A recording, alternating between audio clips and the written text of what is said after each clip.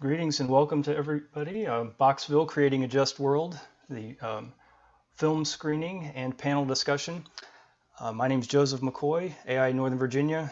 We will give everybody a minute or two to log on and get started in just a minute. Thank you for joining us.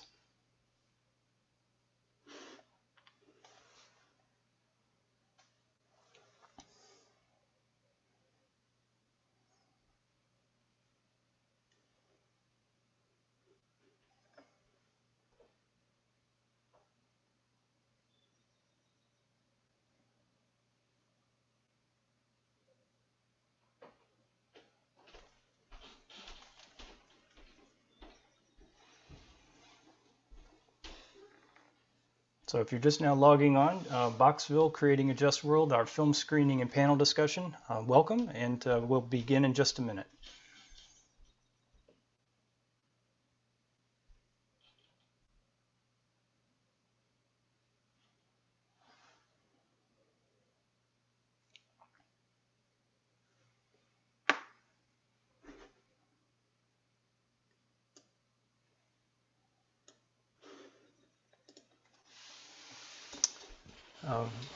Welcome to everybody. Looks like we've got some attendees coming in.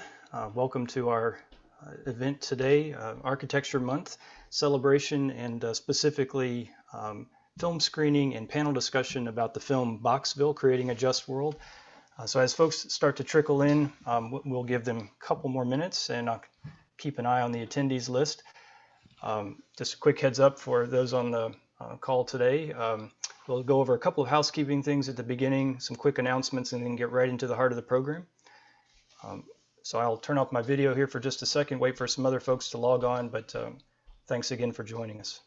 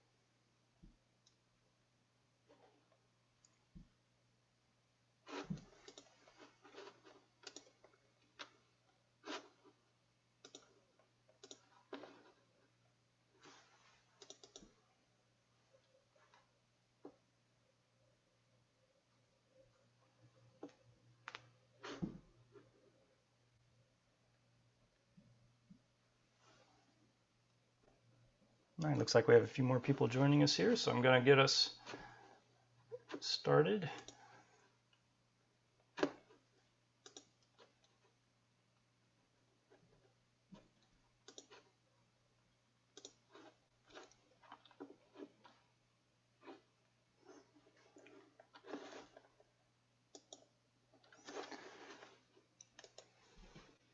Again, welcome to everybody who's logging on for Boxville, Creating a Just World. My name is Joseph McCoy. I'm with AIA Northern Virginia. We are happy to be co-hosting this event today with Veronica Zales from Northern Virginia Fine Arts Association with the Athenaeum. So we'll each introduce ourselves a little bit more in just a second, but first a couple of quick housekeeping items. I'm going to share a couple of slides with you. I think by now we've all done plenty of these webinars, but I figured I'd go over a couple of things anyway, just to orient you. We are recording today's session, and for anybody who wants to see it again or share it later, that will be available on our AIA Northern Virginia chapter YouTube channel. The Athenaeum will post it as well to their own sites. As you know from using Zoom before, probably everybody has done this. The menu bar at the bottom of your screen has got a few icons to interface with today's presentation, primarily the Q&A button, so the two bubbles down here. That is for submitting questions that you would like for Veronica and me as the facilitators to pass on to Asia when we get into that part of the presentation. The chat button, or the chat icon there with a single speech bubble, you're welcome to certainly put in information about who you are, where you're from, just out of curiosity to see where people are tuning in from today. We are doing this in webinar format, so attendees, your video and sound is off, just so we can listen to the panelists. We all have hopefully decent internet connections, but as technology goes, sometimes we can falter a little bit. So hopefully, if you get disconnected for some reason, just wait for a minute. Zoom should reconnect itself automatically. And then for anybody, architects and other members of the AIA who are looking for continuing education that is being offered today, if you didn't indicate that you need that, but you would like it, if you're participating today, just send us a note in the chat and we'll make sure we get your information and provide you the certificate or the recording for it. If you previously signed up, credit will be automatically reported. And so on the housekeeping side, that's it. And I think now I'll just say a quick word of introduction about myself, and then I'll also introduce our co-host for today, Veronica. So again, my name is Joseph McCoy. I'm a board member, past president of AIA Northern Virginia. And we are in the middle of Architecture Month, if you didn't know it already. April each year, our chapter, as well as others across the state and the country, host events that engage the public or match the public and architects in discussions and events and presentations about architecture and design. And we've been fortunate as a chapter over many years now to have a relationship with the Northern Virginia Fine Arts Association and Athenaeum for co-hosting events like this, especially where there is a meeting of architecture and art and design and history. And so again, we're grateful for that partnership. And with that, I will turn it over to Veronica to introduce herself. Thank you, Joe. My name is Veronica Zalis, and I am the Executive Director of the Athenaeum Northern Virginia Fine Arts Association. Thank you for joining us for this lunchtime program in celebration of Architecture Month. We are excited to be partnering with AIA Northern Virginia and presenting a behind-the-scenes look at Boxville, Creating a Just World. We at the Athenaeum wholeheartedly embrace storytelling and its value in engaging the communities we collectively serve. I'd like to give a big shout out to Joseph McCoy for all of his work in making this program happen. And we are definitely looking forward to more about the craft of storytelling from Asia Taylor. We're going to play a quick video tour of the Athenaeum for folks who might not be familiar with our organization. The Athenaeum focuses on presenting exemplary art from artists living or working in our metropolitan area, thus providing a dedicated space for local creatives to showcase their craft and strengthen our community through visual media and performances, open dialogue, and a diversity of expressions. In addition, we illustrate that buildings evolve with the people who inhabit them. The Athenaeum is a well-preserved 169-year-old Greek Revival building that currently operates as a dynamic contemporary art center. It's a great example of repurposing a building, showcasing art, and making both accessible to the public. Since its opening in 1964 by the Northern Virginia Fine Arts Association, the Athenaeum has operated as a premier independent art center in Alexandria, Virginia, featuring the visual arts, dance, music, poetry, and a variety of humanities programs. On a personal note, the Athenaeum is special to me and our staff because it embraces creativity, innovation, and open expression in a beloved iconic building dedicated to welcoming everyone in our community with open arms and free arts programs. So we are open to the public Thursday through Sunday, noon to 4 p.m. And if you find yourself in Old Town Alexandria, please stop by. Enjoy the rest of the video.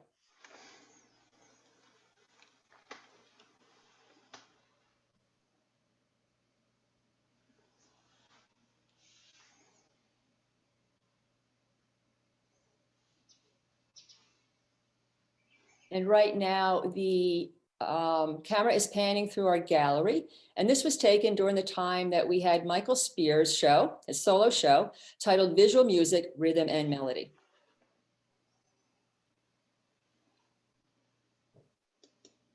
Great. Thanks so much, Veronica. I appreciate the introduction. And now we're going to get right into the heart of it. Our speaker today is a filmmaker and a storyteller and an aficionado of architecture and all things community oriented. And I am really happy that she decided to join us today and was able to take time. And as we all know, the virtual world or digital interface like this doesn't really take the place of some in-person events, but this is an exception to that because Asia is not local, and this is probably the only way that we could get her to participate in an event here. So we're really happy to have her join today. Her film, Boxville, Creating a Just World, was a part of the AIA Film Challenge, which is a national film challenge that the American Institute of Architects puts out. And through that program encourages architects and filmmakers to tell the story of buildings, communities, design, and how all of these pieces fit together. And I think the intriguing part of filmmaking and storytelling perhaps has become a little bit more relevant or visible over the past several months when we were all a little bit more forced into a digital realm or watching things from home. And but this is a great example of the potential of that medium, and so we're really happy that Asia could join us today. So Asia, you're ready. If you want to turn on your camera, we'll all say hi to you. Excellent. Welcome, Asia. And I'm gonna let you introduce yourself and then turn over the presentation to you. For the rest of the attendees, after Asia concludes her portion of the presentation, which is going to include some film, of course, then we'll have a little bit of question and answer time. So during the course of the presentation, please feel free to make use of the Q&A function at the bottom of your screen, the two bubbles. Type your questions in there. Veronica and I will be on the lookout for those as they come through, and we'll pass them on to Asia in the second half of the presentation. So thanks so much, Asia. Thanks for joining us. Thank you. It's definitely a pleasure to be here with all of you. I'm super excited to be a part of this because while I was born and raised in the DMV, I recently moved to Chicago. So this is a little bit of home having this meeting, but I really am excited about sharing with you the craft that I have fallen in love with, which is storytelling. And I was so honored to be a participant and winner in the competition, and even more excited that even after the competition, the work that we did with Boxville is continuing to inspire others. So I'm super excited to chat with you guys and answer any questions that you guys have. And I think we'll start with the playing of the Boxville film, and then I'll dive into my presentation. All right, Asia, I'm going to start it up here.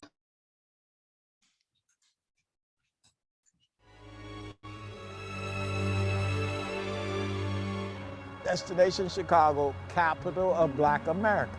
Ain't no town like this town. Bronzeville is the heart of Black Chicago. Boxville is Chicago's first shipping container market.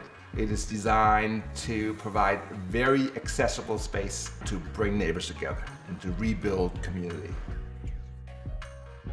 You're just drawn into it between the music and the shops and the food. It's full of activity. It's full of a lot of people of color doing positive things. It's just a very cool space to be. So we're in a shipping container right now, and the way we transformed it was tailoring it for the type of work we were going to be doing inside of it. On our launch day, we actually sold out of items in the middle of a pandemic, right? Wow. So the idea is to grow. I started at a table at Boxville, and then now we're at a brick and mortar. Freestyle is the best loaded pommes frites you can get. We're focused on creating local opportunity, and that is where the injustice has been. Boxville is essential to the future of Bronzeville and Black metropolis because it provides an entrepreneurial business enterprise infrastructure.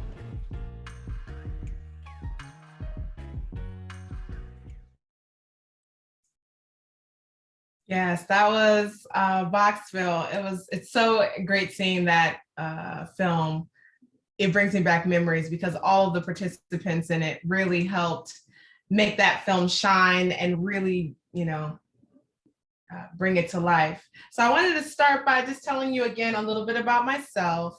I have a little over 10 years of experience in storytelling. I've done everything from video editing, cinematography, producing, and everything in between. I love the process of storytelling, but beyond the actual technical part of it, I love the human part of it, you know, connecting with stories that have change and stories that really impact the spaces and people in which watch the story. So that's a little bit about me. This is my website and my email. Happy to touch base with any of you guys. If you have stories that you need told, that's definitely my specialty. I wanted to start with saying a little bit about some background about some stories that I normally tell. This is a film that's on my website. And it is about a organization in DC called Food Rescue, and they literally transport. This is obviously pre-COVID, but they were going to restaurants and partnering with restaurants that had leftover food, and giving them to different homeless shelters and other communities that were in need of that food, instead of those restaurants wasting the food. So all that to say, I love stories about neighborhood heroes that are, on the news, and then heroes that aren't always on the news. Those are always my favorite. And what I've learned is that there are a lot of neighborhood heroes in the architectural community. So it's definitely been a joy to partner with a lot of those heroes. Another type of stories that I love telling stories that celebrate spaces created for the community. This particular film that is on my website too, it highlights a community center in DC as well. And the community center is really geared and created towards enriching the lives of the young people of the community. People that are, from all walks of life, people that come from a variety of different backgrounds, really providing a space where they can come and they can get enriched, mentored, music lessons, anything you can think of, counseling. That's what this community center does. And again, that's something that I really love to do. I skipped this on my first slide, but one of the quotes that I live by is, if you love what you do, you never will work a day in your life. And I truly love what I do. So it's always fun to me, finding neighborhood heroes and also celebrating spaces that were created for the community. So all that being said, I found Boxville, which kind of does both of that, right? There's a lot of neighborhood heroes that came together and made this space possible. And in addition to that, the space is definitely created to celebrate the community and really allow the community to come and shop and meet and just like Stephanie from the video came in and enjoy, spend time bring your kids and not have to go to another neighborhood in order to have those experiences and amenities. It could be right there in their neighborhood. And that's what really drew me to Boxville. So for those of you who don't know, Boxville is located in Bronzeville, Chicago. It is a shipping container shopping center, and you can go there, you can shop, you can eat. There's normally different types of entertainment that are also present. And it's really a place for the community to enjoy some of these amenities that you normally want to enjoy in your community, right? You want to go and find the places to eat and shop. And a lot of those spaces weren't available in Bronzeville, Chicago. So Bernard, who is the CEO of Urban Juncture, started this initiative of really taking these large shipping containers and gutting them out and reinventing them to be spaces where business owners can operate their business from. So it has a dual purpose, because in addition to it providing this shopping center for the community, it also provides a space for young Black entrepreneurs to really have a launching pad as they go and become business owners and fulfill their dream. So that's, I'm sorry, my dog is running around. So that's also what I think drew me to the story, and what makes the story so powerful is that it really fosters, Black entrepreneurs, and really gives them the support that they need in order to launch their dreams. So that's the story of Boxville. If you didn't know anything about it, that's a brief little history. Also, how did I find Boxville? Well, again, I'm new to Chicago. So when I heard about the competition, I was like, okay, so what are we gonna do? I definitely wanted to be a part of the competition. And so I just literally went on Google and I, searched architects in Chicago and architects in Bronzeville, and I got connected to Bernard and his brand, and it was awesome. And he actually is not really an architect, but more like a project manager of a number of initiatives in which Urban Juncture is changing the Bronzeville community to really bring it to back to the Black metropolis that it once was. So that's a little bit about Boxville and how I found it. And, I definitely encourage you all to come and visit. Now let's dive into more of how I went about telling the story of Boxville. So the first part of this is finding the story, right? Because, you have this great connection, that it's going to be a good story, but how do you really take it to the next level and tell a story that is really going to impact the viewers and create some sort of awareness or some sort of change? The first thing that I did is pre-interviews. That's so important because, it's really important to know who your interviewee is, to connect with them. And in addition to that, to really get personable with your interviewee before, a huge camera staring them in the face. And this is also where you can kind of think about your questioning and what you're going to say and what you think you want your interviewee to say. Pre-interviews definitely is something that I encourage all filmmakers or storytellers to do, because it really allows you to start to navigate how you want your story to map out before you get on set. So that's definitely how I found the story, is when I started to thinking about talking to the interviewees before I got on set. Now let's talk about, okay, so you have all of this footage, right? So once I filmed all of the interviewees and, I got so many great sound bites. And one of the things for AIA that was challenging is that the competition only allotted for 90 seconds. So we had to tell this massive story of this success in a very short amount of time. So the important part is that there's going to be a lot of technical jargon. There's going to be a lot of things that you love to say, but you need to make sure that you are focusing on the human connection, right? Because the human connection in any, across any industry, across any field, is what makes people remember your brand and your story. The human connection is really what bridges the gap between what you want your audience to do at the end of watching your video and all the information that you need to tell your audience. So finding the human connection and focusing on the human connection is really what we did with this story. Even though Stephanie's little girl didn't say a lot, just seeing her in the frame kind of gave you the sense that this is a space where families can go. This is a space that's open and welcome.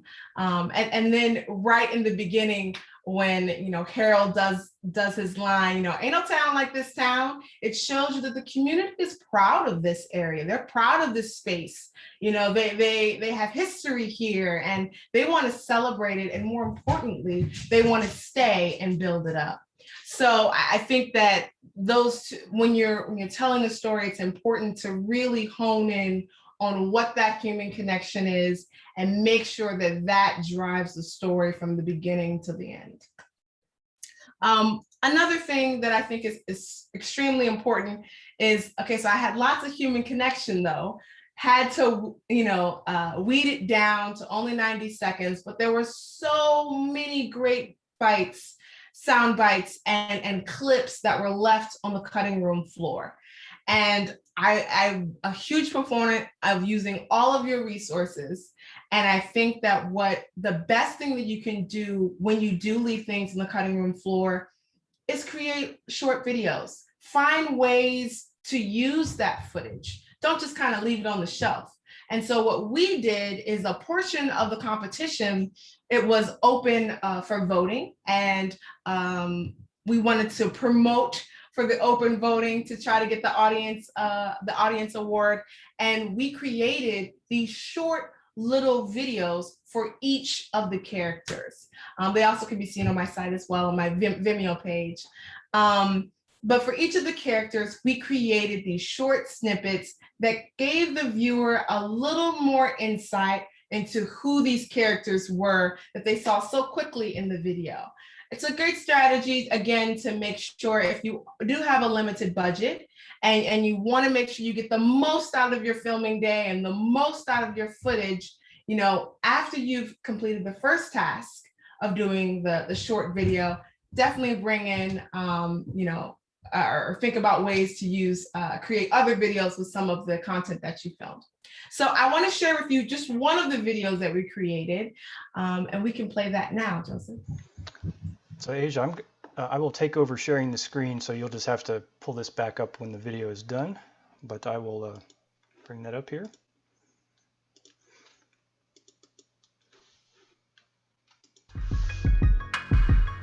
I started at a table at Boxville, and then now we're at a brick and mortar. Good morning, just waking up, air in your lungs, that ain't enough. It was just friends and family at first. Like, we used to have like great Friday and Saturday night thing. Like, we would play Public Enemy one night and just talk and eat, and then there was a line out the door. Every entree sells out.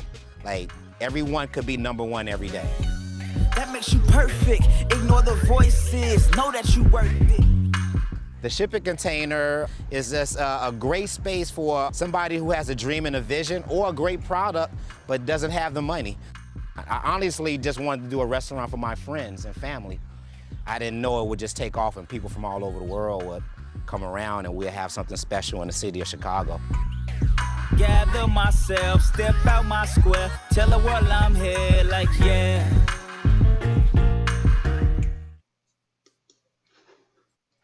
All right, so back to you, Asia. I will let all of you know, if you are ever in Chicago, please try freestyle. So the food is phenomenal. So you guys have to definitely try it. And so again, that's a perfect example of, using what is left on the cutting room floor. And in addition to that, when we were thinking about how we were going to do these short snippets to kind of promote the film further and make use of the footage, we wanted to connect it to the main film somehow. So we initially, when we were thinking about doing the film, we wanted to make sure that the sound of the film was reflective of a Chicago artist. So we partnered with Thierry Martinex. I again asked, you definitely look him up. He's amazing. And his track is what is on all of the short videos. So we wanted to, again, weave in and make sure that the viewer is like, okay, this is from the same series. I can pick up the pieces.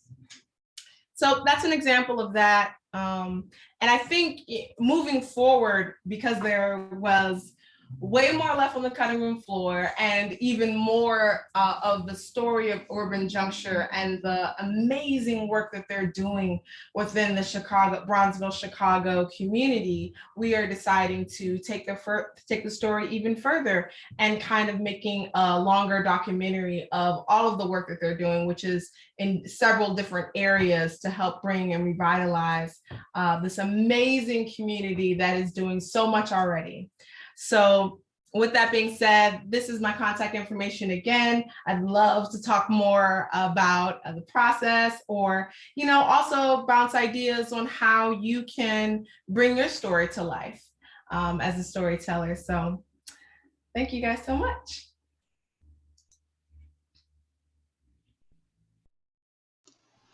Thanks, Asia. It's great. I'm going to log back on here, get my video started, and I'll invite Veronica to join us. That was pretty cool, and I've seen it many times, but I like it every time, and especially the individual video of Corey there. That was great, because I would actually love to see the other ones, the short snippets, as you talked about, where you get to see the characters quickly in the main film. It really does pique your attention to want to get to know them better. So we've got a few questions to start off things, and I would encourage the audience to also make use of the Q&A feature, so that as we start to talk, maybe there's some questions that came to mind in Asia's presentation, but we're going to get things started off. And Veronica, I'm going to let you lead off with the first question. Sure. Thank you. Asia, you talked about how you edit. Just out of curiosity, how many hours of content did you film for Boxville? And were there any surprises or unexpected discoveries in the interview you did? And were those surprises included in the story? Okay, so for the first question, how much content I filmed, I have no idea. I'm going to be very transparent with you. It was the equivalent of 3 to 4 days of filming, and each of those filming days are anywhere from 8 to 10 hours. So it was a lot of filming that we did, but I think that it was all worth it. And that's why, we made the decision, okay, there's a longer story here. We have to, keep it going. The second question, were there surprises? There were so many surprises. We showed up to one of the sites and we couldn't film there, so we had to make a last minute adjustment. So for any production people on the call, there's a lot of production, hurdles that we had to kind of navigate through. But I think for me, especially because, one of the most things as a storyteller is that you really are just the teller, right? And the story is really with, your client or whoever you're working with. And I think from by me not being a Chicago native and being new to the community, just learning about the Black metropolis and what it was, and really how it is really vital to the roots of Bronzeville, and then also learning so much about this neighborhood that I just moved to, like so many cool spots that we went to film at, and the connections that I made. So I think that was the biggest surprise, is that while I was creating the film, I was really being introduced to my new community. No, wonderful. It sounds like a super awesome project to be on. Yes, you guys have to come visit Bronzeville, Chicago. It's amazing. All right, so Asia, I've got one here. What does filmmaking allow you to do that somebody couldn't figure out if they just went to a website about Boxville, or saw a picture in a magazine or something? I mean, and maybe this is a little too obvious, but I'm just, why should we consider filmmaking a really important piece of telling this overall story? I think that filmmaking allows me to hear all of the technical jargon that a lot of my clients and also Bernard give me, and really shining a light on what that means, right? So what does it mean to want to create a sustainable space? Or what does it mean to really think about, okay, so these shipping containers, we inserted air and cooling, and allowing them to really be tailored to the business owners that work out of them. And while that's all great, what it means is that you're fulfilling someone's dream. And for the same thing, making sure that when they were mapping out Boxville, that it does not have any walls. It doesn't block the community from entering into it. And what that really means is that, for me, little kids can run around and play and easily, go from the sidewalk to the space in which they created. And I think in filmmaking, it gives the filmmaker an opportunity, and it gives, the client an opportunity to really just focus on the need, like, what does that mean? Instead of like the little technical jargon that, we sometimes get lost in. Me too, as I can talk about equipment and editing, nerding stuff all day, but what does it really mean? So I think that that's what filmmaking does that maybe a website can't always do. Thanks. And we have a question about how did you select the individuals in the story? Oh, that's a great question. So I wanted to select Harold because he leads bicycle tours that talks about the history of Bronzeville. When I first met Bernard from the Google search, he's like, you should come on this bike tour. And again, I was like, okay, just moved to the area. I was like, why not? Let's go. And when I saw how he explained Bronzeville, and you see all of the historic spots where all of these influential Black artists and civil rights leaders and everyone really were at, I saw the passion in his eyes that he loved this city. He really loved this city. So I knew he had to be in the film to represent the love for the person that is going to benefit from the space being created. And then I also wanted to make sure that I incorporated a family aspect, right? Because there's a huge playfulness to Boxville. So when thinking of a community member or a patron, if you will, of the space, I wanted to incorporate, a family, and that's why I chose Stephanie and her daughter. And then as far as the business owners, I wanted to incorporate someone that just launched their brand, although they've been in Boxville for a long time. I still wanted to feature them, and in addition to someone that started at Boxville and then now is at a brick and mortar, right? So you see the full cycle, if you will, of what this space could do.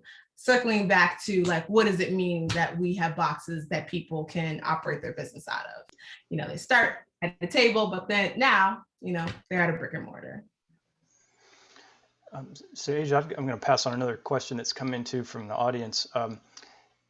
There's a ton of prep work that's into this, obviously, and you've touched on some of it, but just the technical or the logistic pieces of making all of this happen, like how responsive or enthusiastic were the vendors or the participants of the Boxville market to this whole exercise? Was it a hard sell to get people to participate, or were they excited to promote themselves or be a part of this, or even things like signing waivers, which are required for this?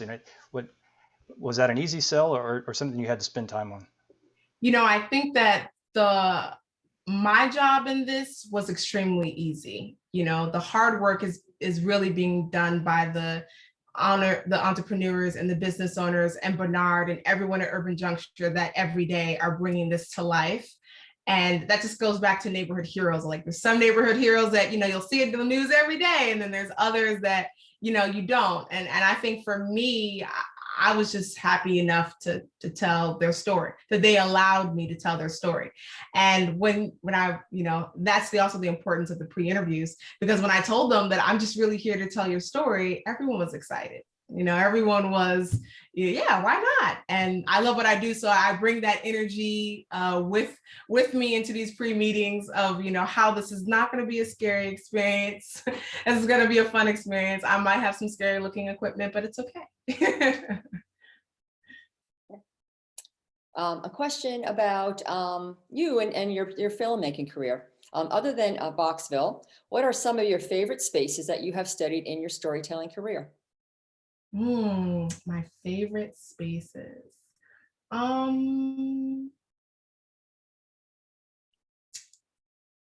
man, that's just like asking me what my favorite client is.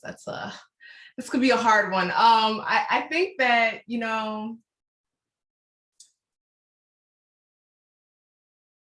not to be judgmental or not judgmental, but not to be biased, but I kind of think Boxville is my favorite, to be honest with you.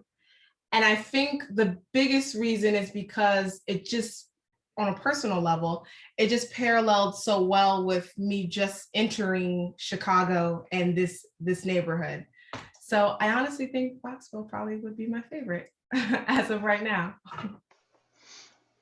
And Asia, I've got another question too from one of the audience members, and build on this a little bit. But the question is about the use of shipping containers, right? So it's an industrial artifact that has a specific use, and shipping containers are sort of in the news a lot of creative uses for those, and you can find people who are converting them into apartments and things. But there is perhaps a connotation behind it, like it's not a traditional building, and so I think if I'm interpreting the question from the audience member is this something that people have responded to, like they have welcomed it as a building type and that it has become a civic structure, or is there a sense that they want to perhaps take what's there now and evolve it further into something that's a more traditional civic plaza or storefront or things like that?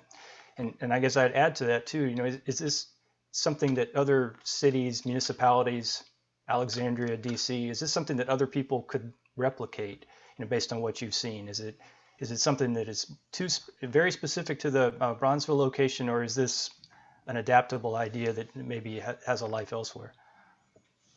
I think that, well, I'm going to answer your question twofold.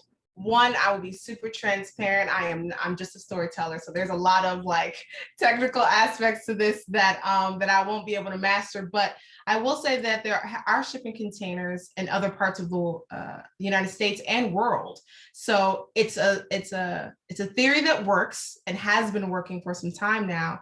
And my second answer to that would be, when you go inside of these shipping containers, there's no way that you realize that you're in a shipping container.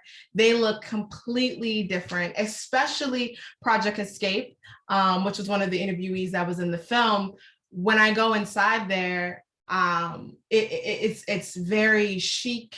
It's kind of has like an artist feel, and you see these brands of clothing. And then the other side of the shipping container, because they divided it, is called the work spot. And that's literally where they are making, they're creating, and they also mentor youth as well. So all that long answer to say is these shipping containers are brand new. Like they're gutted out and they look like really tailored to the vision of the specific entrepreneur. And I'm astonished every time I go in. I'm like, are we really in a shipping container? Is this like shit? Is like air cooling? Like, is this shipping? Yeah, but they look awesome.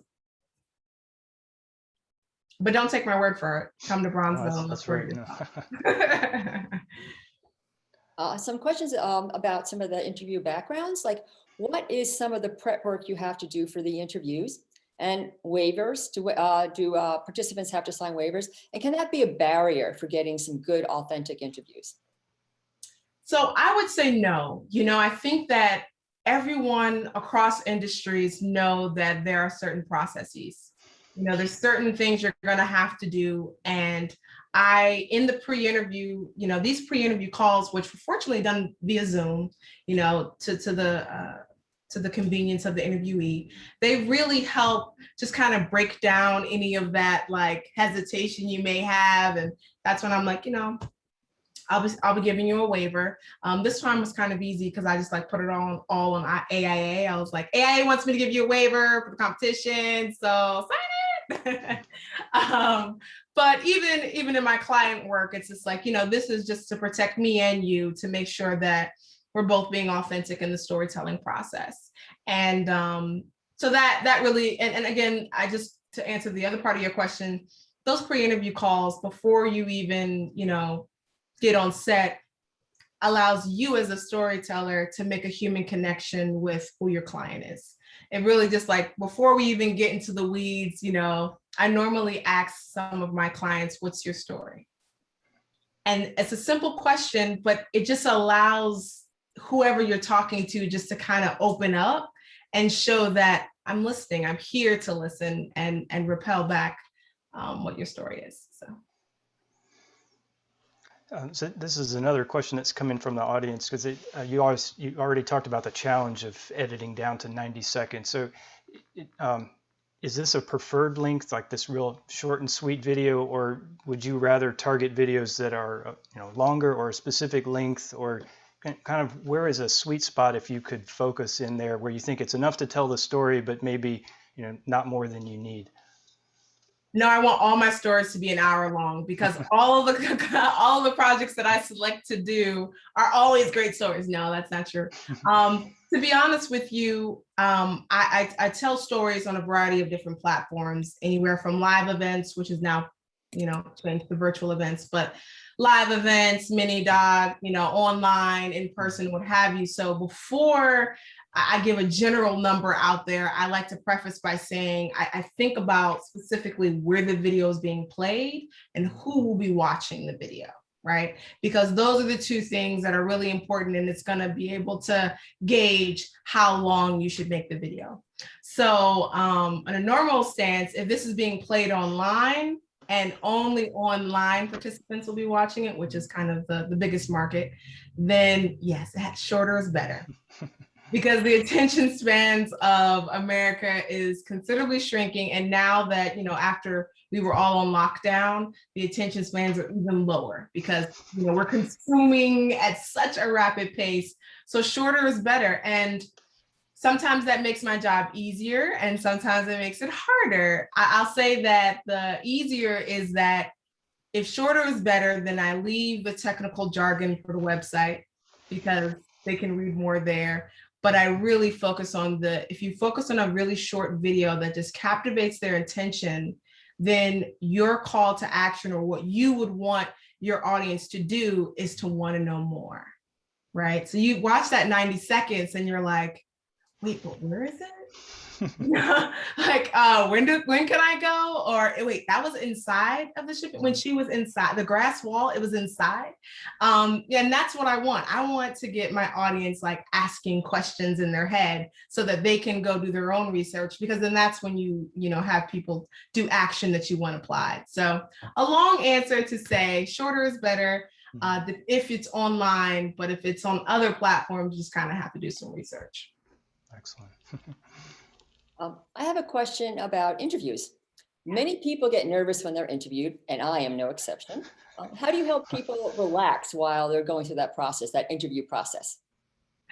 Okay, this is my specialty. I always tell people this because I can tell by the pre-interview call what type of interviewee you are.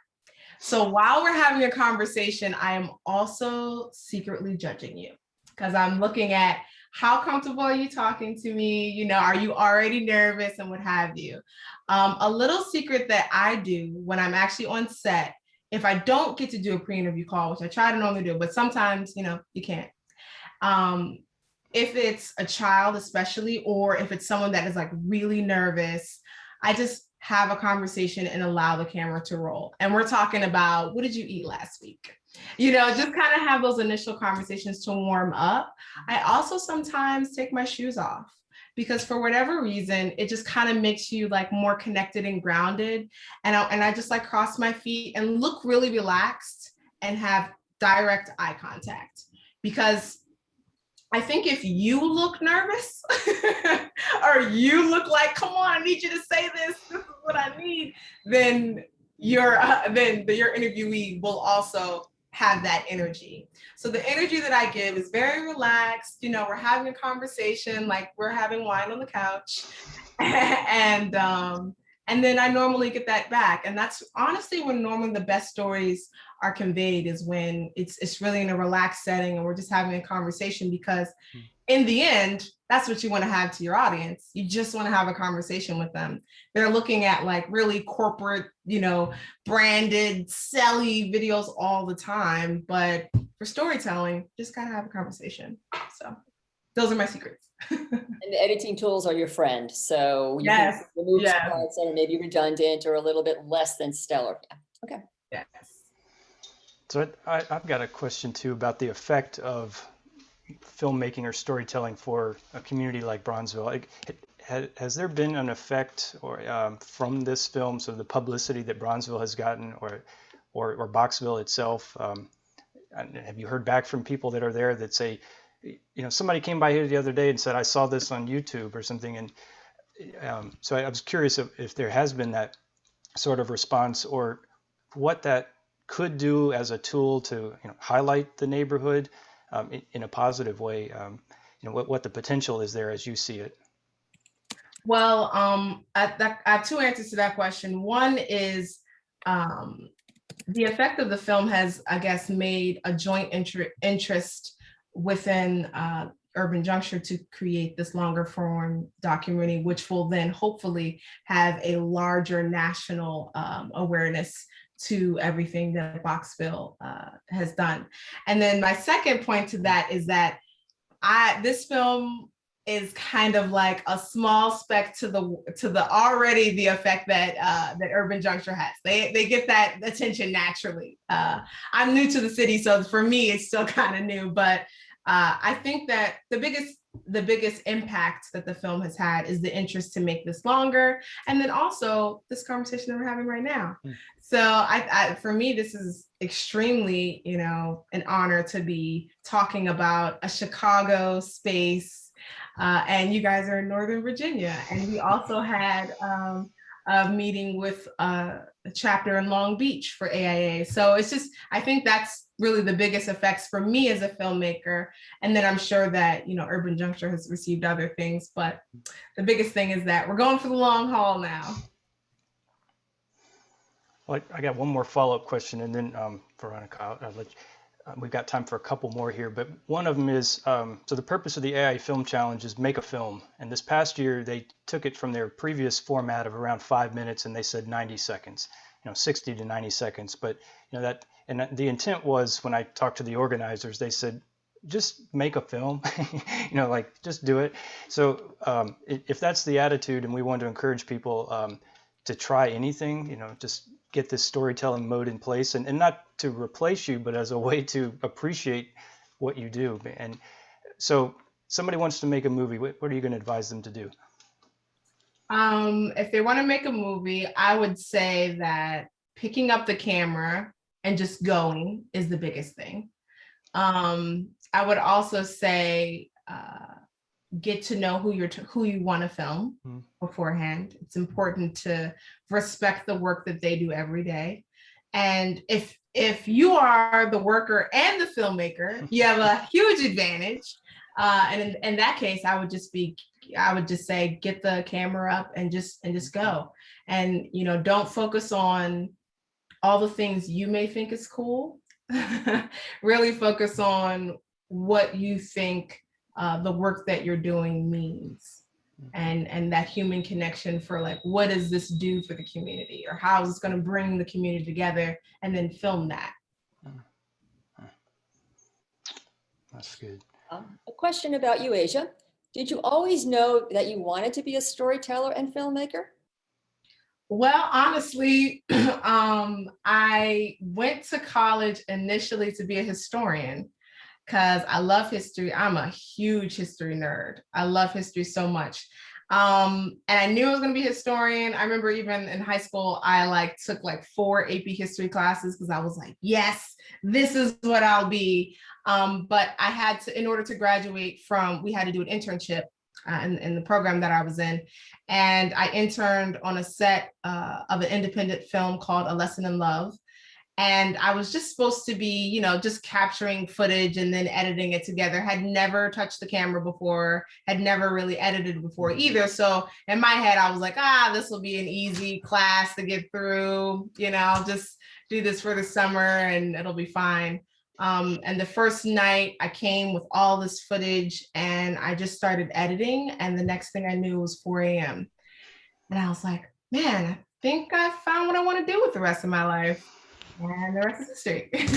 So no, I didn't always want to be a filmmaker, but once I started editing for the first time and really putting the pieces of the story that night, I realized that I could do this every day.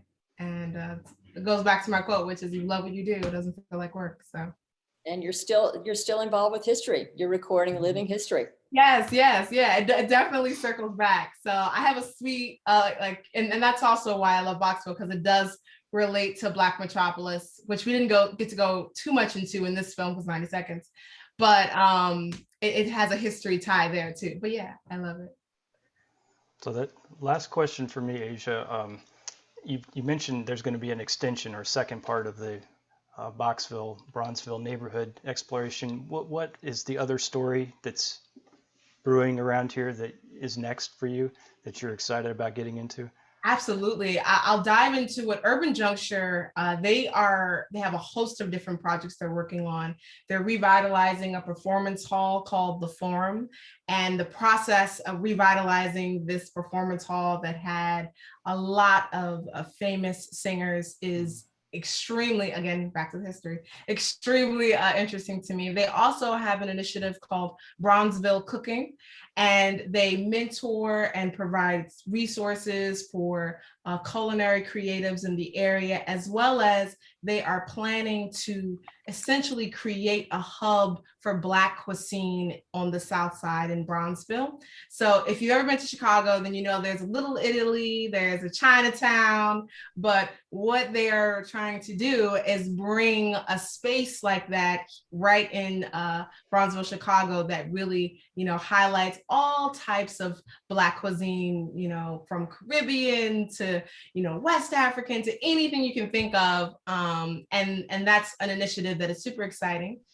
Not done yet. In addition to that, they also have what's called the incubator.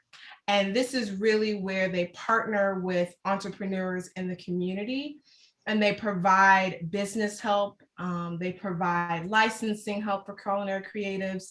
And it's a joint into Boxville for the entrepreneurs that have that space. Mm-hmm. They can go there and have that advising, everything from marketing, legal, all those little things that as a new business owner, you kind of need, a mentor, mentee. So they kind of are that hub for all those and a host of other things as well. So those are just a few of the things that they're working on. There's a lot of others as well. But that story, again, as I learned about one of that aspect, which was Boxville, I was like, wait, you guys have all of these other ones as well. So yeah, I think that's, and they also have a rooftop garden as well. I forgot to mention that. And they have another space right across from Boxville is another community garden in which the community literally last summer, again, parts of the story that I couldn't tell, which really sucked, but the community last summer came and they worked on that garden, they planted that garden and just kind of beautified that space to make it look really inviting and whatnot, and just really bringing the importance of nature into the community as well. So a bunch of initiatives, but I highly encourage everyone to check out their website, Urban Juncture, because they have it well listed on their site. Again, I'm just the teller. They are the ones actually doing the great work out there for the community. That's great. Did you have a final one, Veronica? I do. Circling back to shipping containers. I am a big fan of using shipping containers for live-work environments and hoping we see more of those in the DMV. What was your favorite part of the shipping container story? I think my favorite part of the story is that none of those shipping containers look the same. And I think that when I think of a shipping container, before I even went to Boxville, I just had an idea of what it would look like inside, or what a shipping container would look like, right? Because they kind of, on the grand scheme of things, if you see one shipping container, you kind of know what the other one's going to look like. But I just loved the versatility of it, the fact that they're painted in these very bright colors. They're painted in these very bright colors. And then when you go inside them, they are reflectant of the brand of the owner. So it's almost like you're kind of allowing them to kind of cultivate the experience as they are cultivating their dreams at the same time. And as a storyteller, I think that just like is such a great way to allow the space to be a part of the participants that are going to be occupying it. So. Thank you. Well, yeah, I guess speaking on behalf of Veronica and others who helped in the organization of this has been awesome. I'm motivated, and my amateur filmmaking skills, I feel like I just got to go out there and put them to use now. So you've been sufficiently motivating, but the story is compelling, and I think there are a lot of stories locally here even that maybe we haven't sought out. And so the being reminded by you and other storytellers that there's a lot out there that is perhaps not obvious or certainly underrepresented that we can be on the lookout for. So thanks so much for your time. This has been a lot of fun. We've reached an interesting audience. It's been a great addition to Architecture Month, and in a lot of ways we're grateful for the digital platform, because otherwise I'm not sure we would have had access to you, and so this is great. Yes, well, I come home often, so. Perfect. Well, next time you're here, we're going to do something in person. Yes. Right? Super. Thank you so much, and thanks for everybody who participated today. There are other Architecture Month events going on. These are available through our chapter's website, aianova.org, and take a look at those for the rest of the month. But thanks again for everybody who joined us today. Thanks for your time, and take care. Bye-bye.